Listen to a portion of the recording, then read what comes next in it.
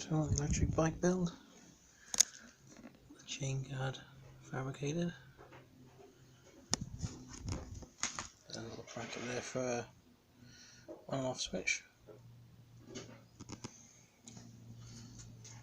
it's the bracket for holding the batteries down, and then another one welded to the front brake lever clamp. So just a waterproof push to make switch.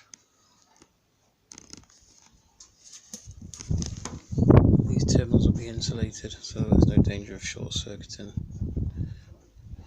and there'll probably be some insulation around there and there as well.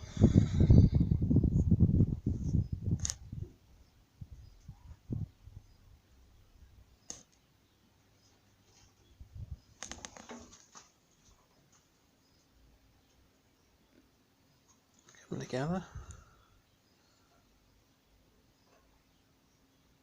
Still folds up. A little bit heavy to lift with the batteries in place, but I don't think I'm going to be adding any more weight to it though.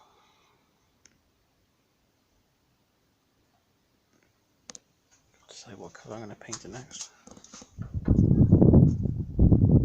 That'll be in part 3. Exciting times. Thanks for watching.